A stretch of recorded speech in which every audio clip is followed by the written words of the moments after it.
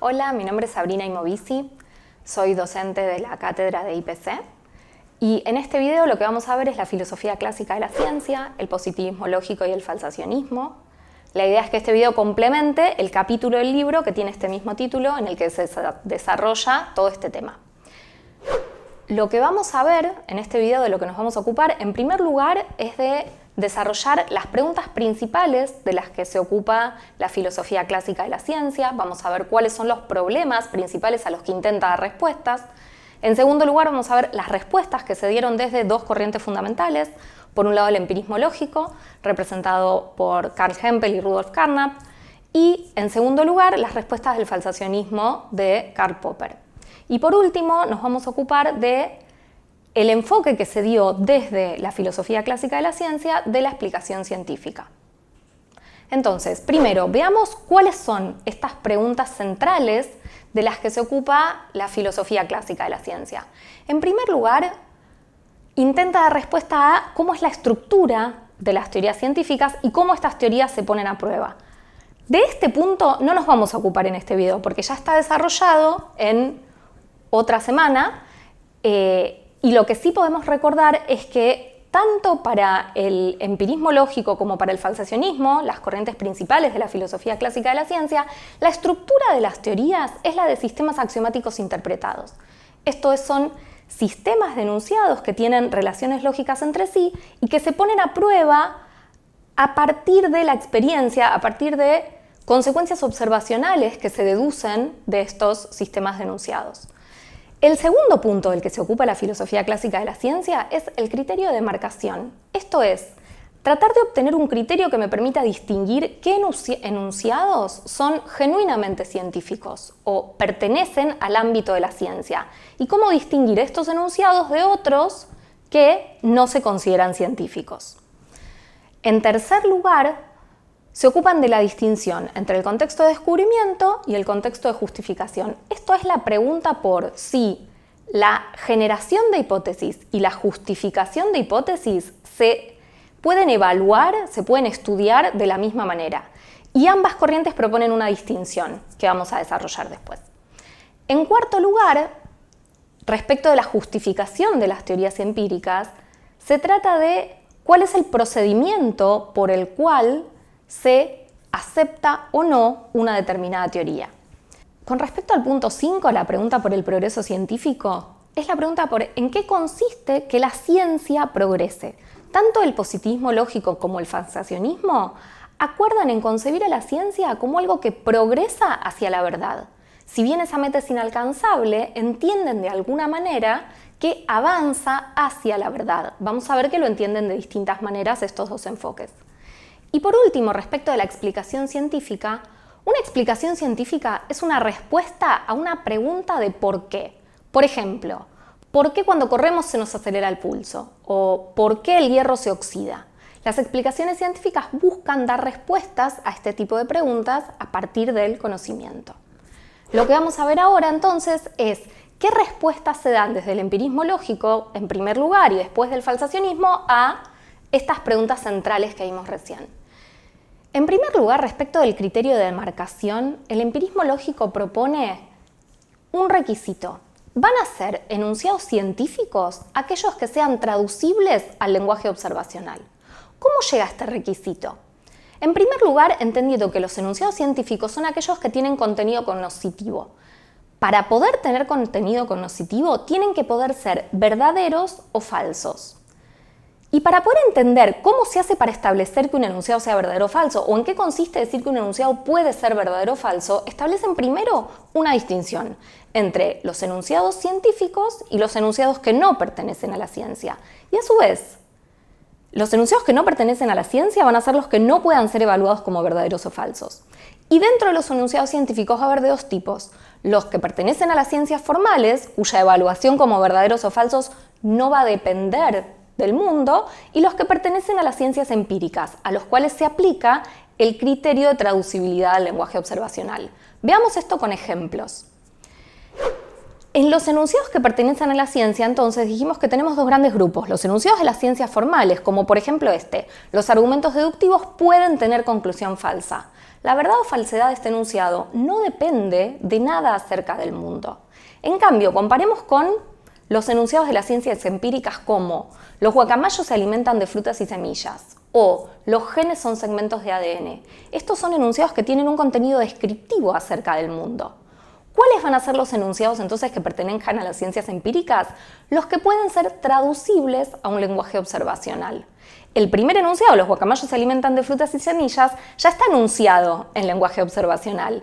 El siguiente, los genes son segmentos de ADN, tiene términos teóricos. Sin embargo, se pueden establecer consecuencias observacionales. Se puede traducir a otros enunciados que contengan solo términos observacionales.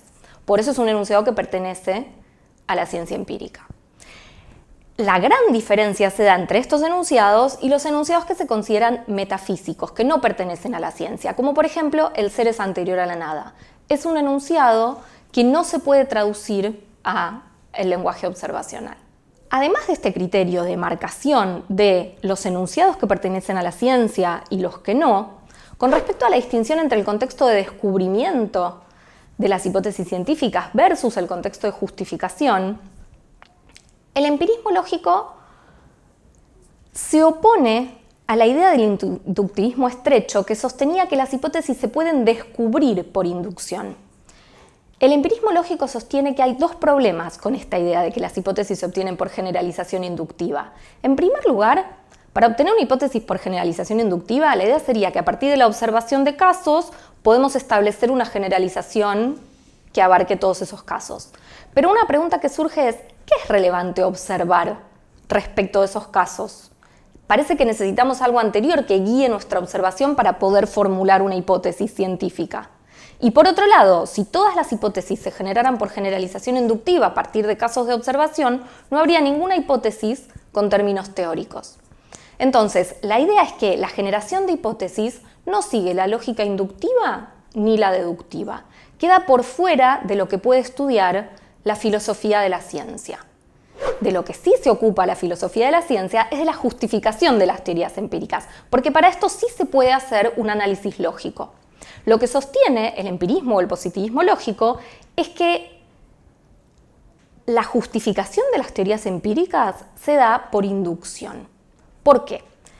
Como recordarán, el resultado favorable de una contrastación, es decir, que se den las consecuencias observacionales que se esperaría si una hipótesis fuera verdadera, no permite inferir la verdad de esa hipótesis fundamental con certeza deductiva. ¿Por qué? Porque la forma lógica de esa contrastación es la de la falacia de afirmación del consecuente, que vimos que no es un argumento válido. Entonces no permite inferir deductivamente la verdad de esa hipótesis que se está poniendo a prueba.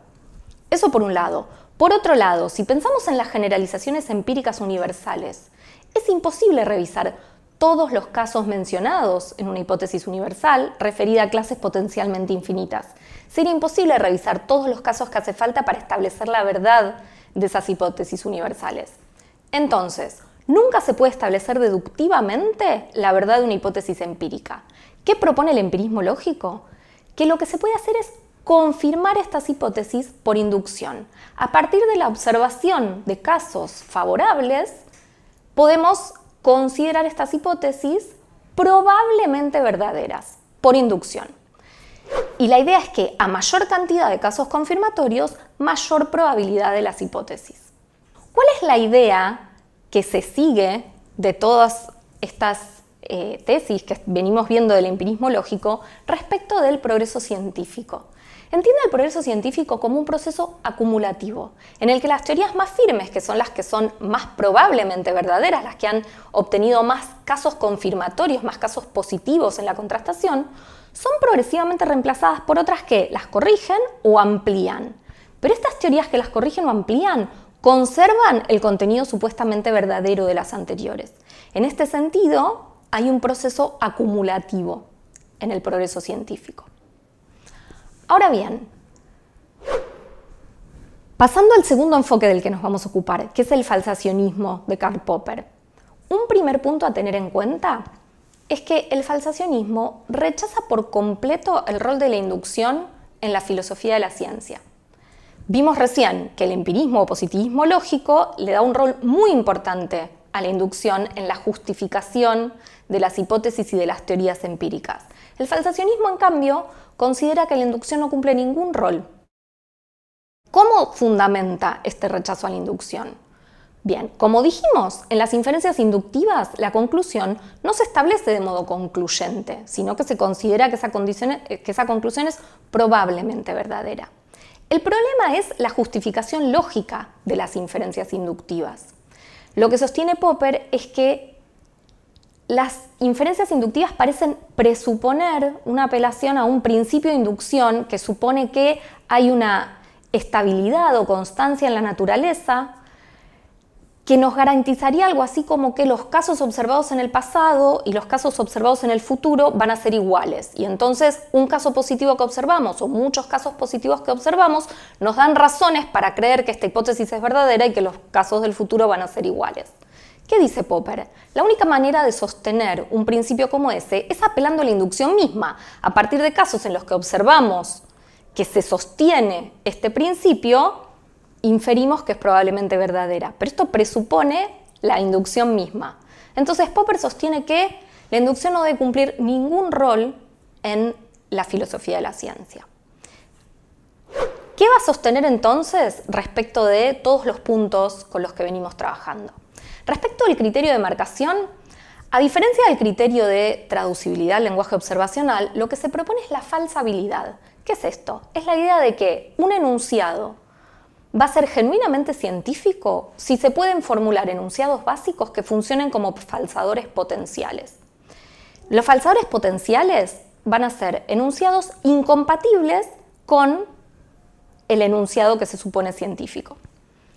¿Qué características tiene que tener un falsador potencial? Es un enunciado empírico básico. Recordemos en qué consiste un enunciado empírico básico. Es una afirmación singular, existencial y en lenguaje observacional, además de los términos lógicos.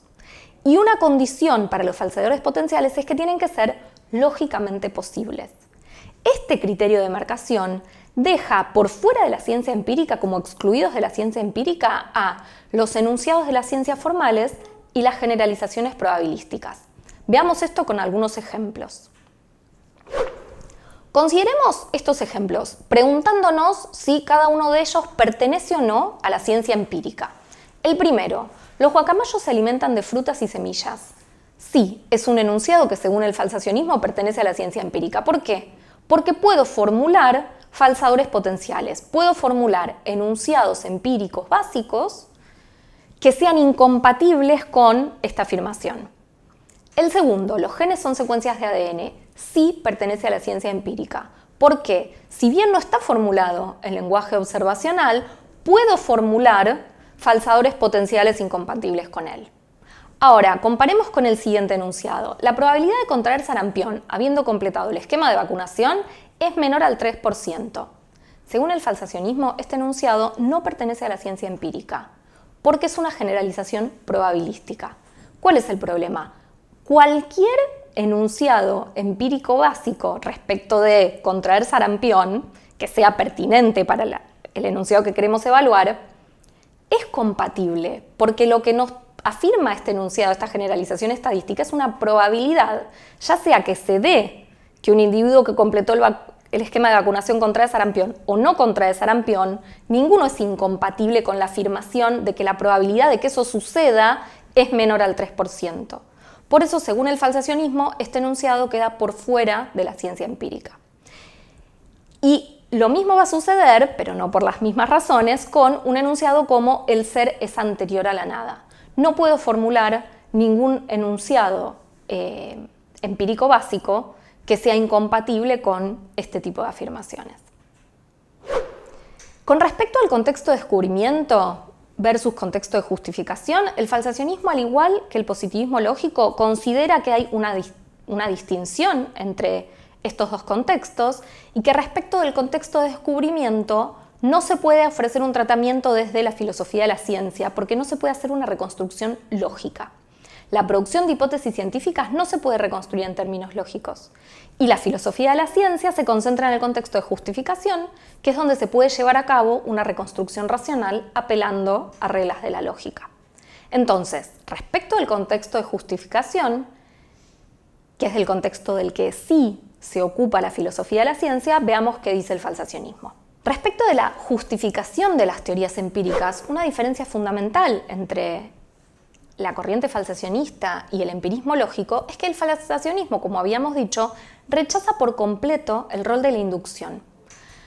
Entonces, la idea es que al poner a prueba una teoría y buscar justificarla, no se trata de buscar casos favorables que pudieran ofrecer un apoyo inductivo a las hipótesis, sino que lo que se intenta es refutar la hipótesis. ¿A partir de qué? De la corroboración de sus enunciados falsadores potenciales. Como dijimos, un criterio para que algo sea una hipótesis científica es que se puedan formular enunciados falsadores potenciales. En la puesta a prueba de esa hipótesis se intenta ver si se dan esos enunciados falsadores potenciales. Si se dan esos falsadores, se la considera refutada por un argumento deductivo. Si no se dan esos enunciados falsadores potenciales, la hipótesis no se considera verdadera, se considera corroborada. ¿Por qué es esto? La única forma que acepta Popper para la justificación de las hipótesis es la forma válida. La única lógica que incorpora a la filosofía de la ciencia es la lógica deductiva, por el rechazo a la inducción. Entonces, la única forma válida para poner a prueba las hipótesis es la forma de la refutación, que es el modus tollens. ¿Qué pasa cuando una hipótesis no es refutada? Se considera solamente corroborada. Corroborada significa no ha sido refutada. Veamos algo más de esto. La idea es que todos los enunciados científicos son provisorios, falibles, hipotéticos. Se los acepta en la medida en la que no han sido refutados. ¿Qué pasa con la base empírica que utilizamos para poner a prueba estos enunciados? ¿Es falible esa base empírica? El falsacionismo dice que sí. También es falible la base empírica. ¿Por qué?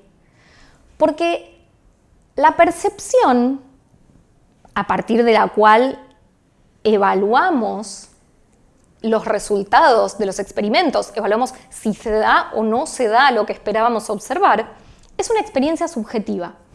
Los enunciados básicos no se pueden verificar por experiencias subjetivas, no se los puede considerar concluyentemente verdaderos a partir de la experiencia subjetiva de lo que observamos. Solo se pueden justificar por medio de deducciones a partir de otros enunciados. O sea, la justificación, es una relación lógica entre enunciados. Entonces se establece una distinción en el falsacionismo, que es la distinción entre la justificación y la aceptación. La justificación, como decíamos, es una relación lógica de deducción entre enunciados, mientras que la aceptación, en cambio, es algo que se produce a partir de la experiencia perceptiva y por consenso, por un acuerdo convencional, colectivo, entre distintos investigadores, se aceptan los resultados de la experiencia perceptiva. Con respecto al progreso científico, el falsacionismo, como ya dijimos, sostiene que la verdad de las teorías nunca puede probarse de manera concluyente.